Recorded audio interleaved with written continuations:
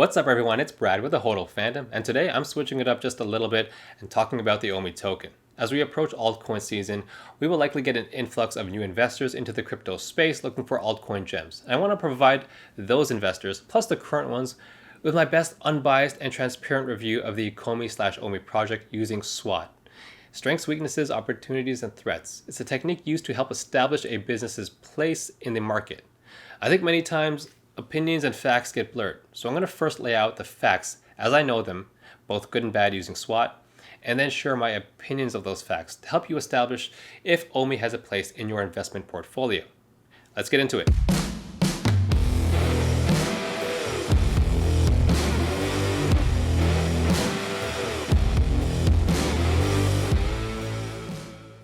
For full disclosure, I do own a bag of OMI, and my channel is based on the NFTs that they offer.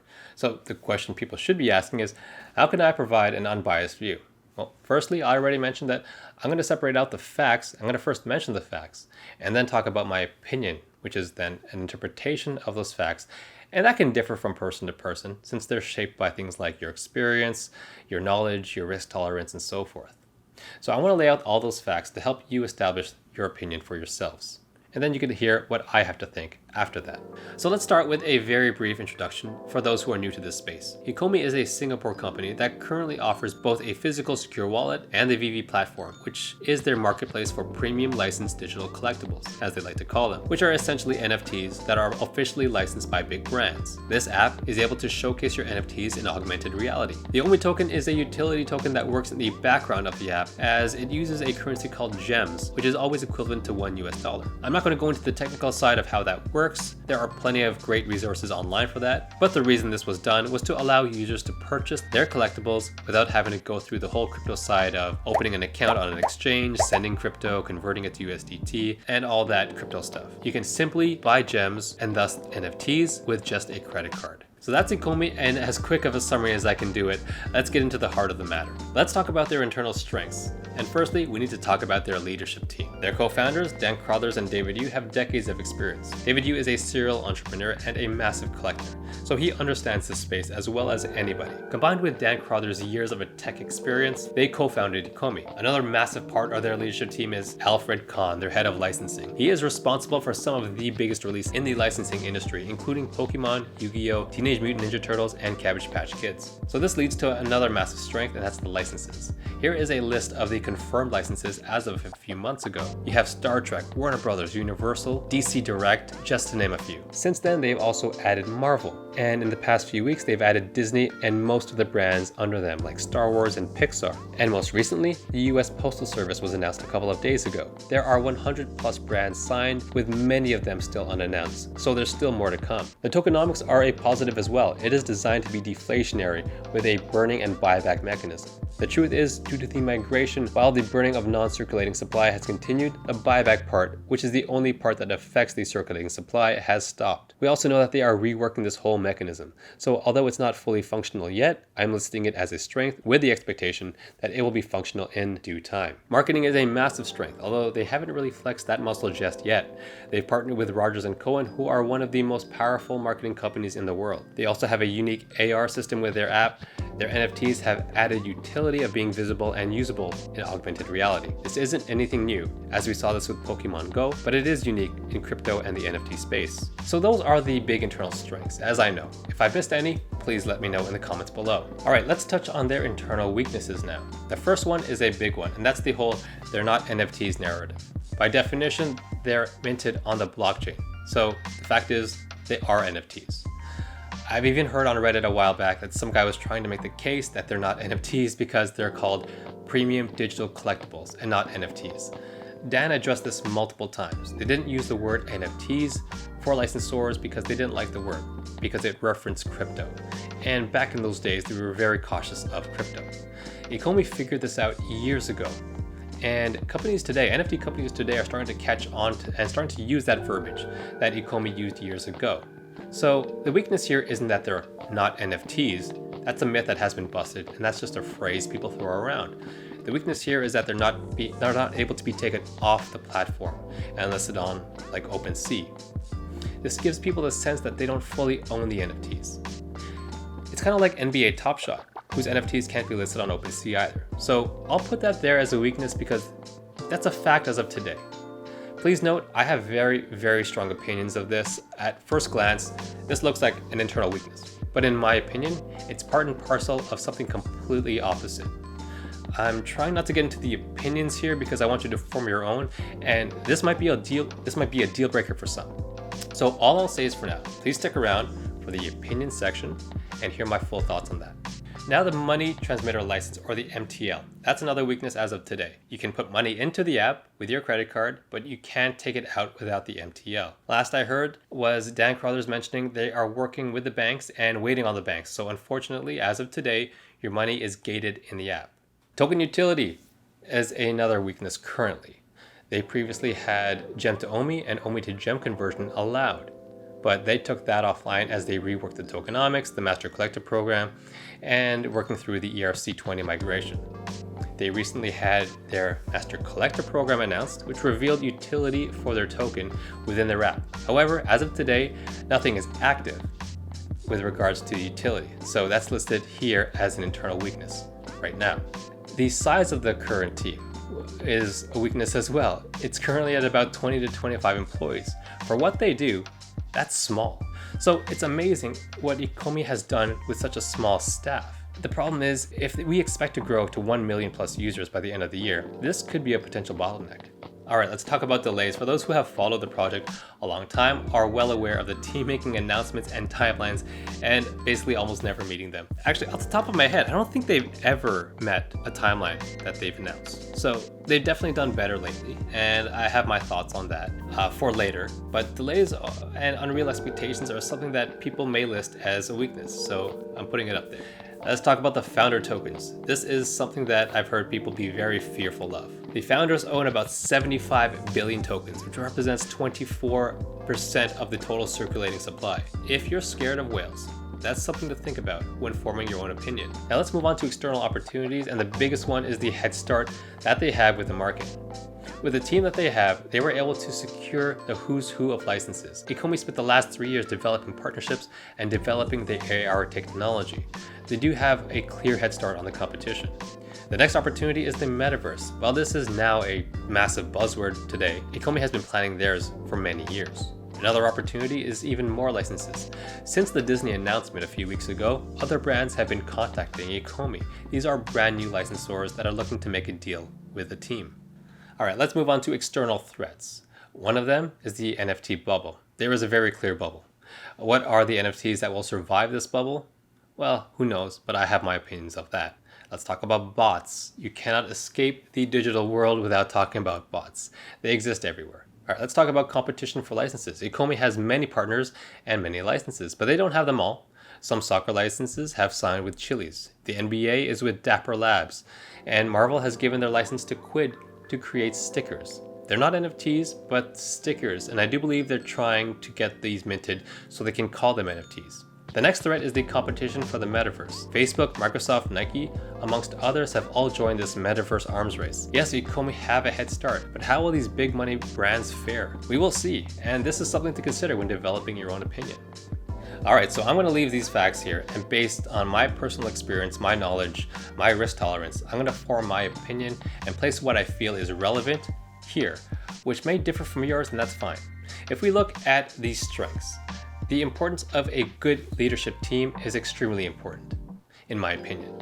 Understanding the collectibles industry, grasping the tech side, and starting the development early, while others are just trying to understand that space now, and having a licensing legend on board is key for the head start that they have. This holy trinity of leaders has set the foundation that no other project has in the NFT space. The licenses are also immensely important, and it's crazy to think about the other unannounced brands that they're holding. The tokenomics is something I was initially torn about. On one hand, I'll take deflationary assets versus inflationary any day. 100 billion tokens have also already been burned. On the other hand, the amount burned with this part of the tokenomics is inversely proportional to the price of the token. In other words, all else being equal, if the price of the token goes up, the amount burned goes down. At the end of the day, this is a good thing. It is a strength as long as you understand the inverse relationship to burn and token price, and are not simply using a straight line extrapolation when trying to forecast burn. A positive wildcard to all of this is that Veve versus land purchased with OMI will be burned 100%. We fully don't know what this will look like.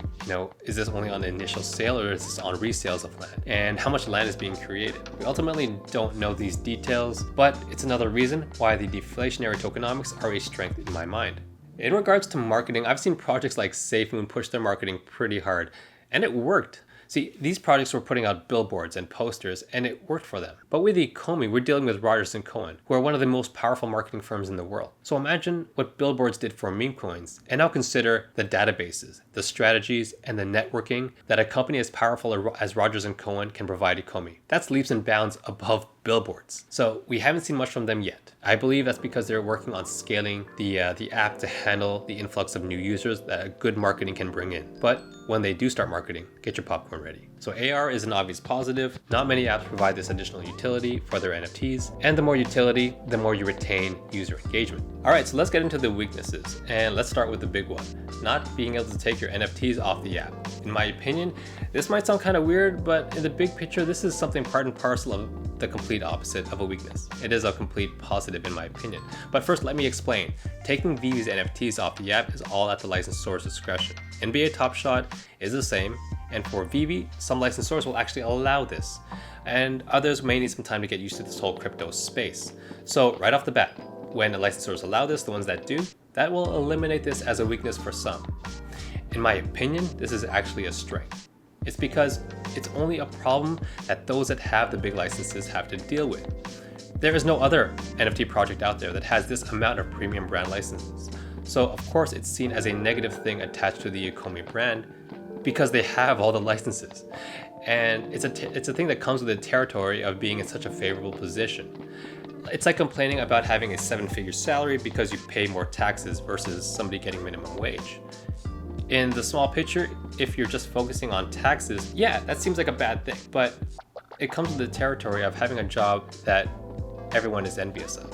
Here's another reason why I think this is a positive. If you look at the regular internet and where you buy things, OpenSea is very much like Etsy. It's all about independent and small businesses. Etsy is very successful, and I did buy some face masks on there last week. It seems like they're growing and the quality is definitely getting better. But if I wanted to buy, say, Baby Yoda or a Starship Enterprise, I'm not going to Etsy, I'm going to Walmart, or I'm going to Amazon. If I wanted a Givenchy bracelet, I'm not going to Etsy, I'm going to Nordstrom or wherever they sell that stuff. I've never bought one. History never repeats, but it often rhymes. In terms of the NFT space, we already have the Etsy. That's OpenSea. But where's the Amazon? Where's the Walmart? And where's the Nordstrom? Where are the places that distribute premium brand NFTs? Well, it seems like ecomi is becoming the combination of all those for the NFT space. Ecomi has the most impressive arsenal of brands, and Veve is the distributor of those products. Now, OpenSea will be successful for independent artists because there is a place for them, like Etsy. But there is also a place for the NFT world, for the Walmart version of the NFT world, for the Amazon version, to distribute the official big licensed brands. Right now, there isn't officially a place for that, but Veve looks like it should be filling that space. So this isn't a weakness in my mind, as it's part and parcel of a significantly greater good. And again, that greater good is that Veve will be the combination of Amazon, Walmart, and Nordstrom for the real world. So if we take a moment to look at that Etsy comparison, vendors on Etsy want to sell at Walmart. They would think that they've made it big time if they can sell their products at Walmart. That's a massive upgrade for them. It doesn't work the other way around where Walmart vendors want to sell their products on Etsy. So does it bother me that we currently can't list on OpenSea? No, because if the real world comparison holds true, it's the OpenSea products that will be wishing they could be listed on Veve, like how Etsy vendors wish they could be sold at Walmart. All right, let's talk about the money transmitter license. Currently, it is a weakness. However, Dan Carruthers has mentioned this is near completion and they're just waiting on the banks. This will be irrelevant in the near future, in my opinion, so I'm not including it. Same with the token utility, this is being reworked and the full utility is still yet to be announced. This will be hopefully irrelevant in the near future as well. All right, so the small team, they have a small team, but potentially big issue. They're currently staffed at 20 to 25 staff members, I believe. And I do know they outsource some work. However, it seems way too streamlined for me. Now, on one hand, I don't want to pretend that I know how to do their jobs better than they do. They're much more experienced. They've been much more successful in their careers, but it is a concern when you think about how they want to scale to 1 million plus users. Don't get me wrong, they've made immense changes over the app over the past 6 months. 6 months ago, we didn't even have a marketplace, and the drops were pretty horrible. If you experienced that Ultraman drop, you know the pain. So it's just an issue of how will they be affected with 1 million users when the app is kind of still a little buggy right now. So let's touch on the delays. This is simply a matter of announcing things before they really should have. If you've ever worked for a tech company, you know delays happen. Even in crypto, Ethereum and Cardano are riddled with delays, yet they are two of the most lucrative and profitable blockchains out there. So let's talk about the founders tokens, representing 24% of the total circulating supply. I'll go straight to the point. This is not a concern for me at all. Maybe to some, but for me, this is not a concern because every single project has whales. If you buy Amazon stock, are you upset that Jeff Bezos owns more stock than you? No, you shouldn't be upset about that. Unless you started a company yourself, unless you're hired as C-level staff and get these stocks incentivized as part of your package, you will always be the small fish compared to others. That's a fact of life. So this is not a concern for me. Now let's move on to opportunities, and I think these are all real opportunities to blow the competition out of the water if they haven't already done so. I think having a head start is massive, and we see with many product cycles, the first to enter the market and the first to do it right will dominate this space for years. So the last part are external threats. In short, they're all relevant in my opinion. So they're all going to go in my opinion section as well. There is an NFT bubble. The question is, who's going to survive it? Amazon survived the .com bubble, and I believe ecomi, which will be the Amazon of NFTs, will survive it as well. In terms of bots will always exist.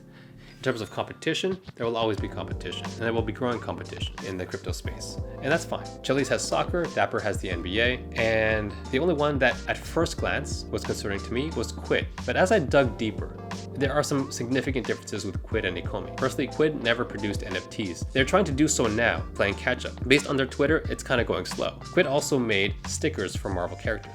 You know how I mentioned leadership matters? Well, David Yu, a level 9000 collector, made Veve for collectors. So it's made by collectors for collectors. While Quid focused on selling stickers of Marvel characters in generic stances, ecomi focused on creating digital creations of the most sought after collectibles in the industry, such as a recreation of Eduardo Risso's Batman from the Batman Black and White miniseries, or works by Todd McFarlane or Jim Lee, who are famous artists in DC Comics. Quid sells comic book covers that are not minted on the blockchain yet, and ecomi sells full comic book NFTs that you can read on their app or in augmented reality. Ecomi hasn't even started their marketing, and they've gotten pretty popular. Quid partnered with Mr. Beast, one of the biggest YouTubers in the world, and they're barely hanging on in ecomi's shadow. So competition will always exist, but ecomi has already a big head start on all of them right now. The key part is if they can keep ahead and keep pushing. The biggest unknown is this new competition with the metaverse. In the past months, we've heard Nike announce their rebranding, and this past week we've heard Microsoft and Nike announce that they've joined this metaverse arms race. So will they be partners with ecomi or will they be competitors? I have no idea, but this has the potential to be a threat, so it's something to keep an eye on. So that's the SWOT facts, and that's my opinion of the OMI token. Clearly they built a great foundation and started very early. The licenses are amazing, and they really set themselves up to be the biggest distributor of licensed NFTs out there. The key issue, in my opinions, to watch is how can their small team keep up? If they can survive the NFT bubble, and are they able to outpace the new competitors in this space looking for a cash grab? So how does your SWOT look? Do you value some things higher than lower OMI, and are some things here a deal breaker for you? Do you look at SWOT for your other investments, and what other tokens or projects do you prefer over OMI? I'd love to hear that in the comments below. But just one final thought. As we discuss those tokens and projects, I want to get rid of that narrative of it's my coin versus your coin, my investment versus yours, and since you picked a different project, we're now enemies and we have to fight it online like keyboard warriors. Listen, we're all at the very bottom of the S-curve of crypto adoption. So as long as you're investing in projects with a use and a place in that blockchain future, we will all be making money. It's just all about how much, and that is very much debatable. So if you do invest in OMI, welcome aboard. If your personal SWOT says it's not for you, I respect that opinion, and a genuine good luck to you. And to everybody, thank you for watching. I'll be back to my regular NFT videos very shortly. I'll see you then.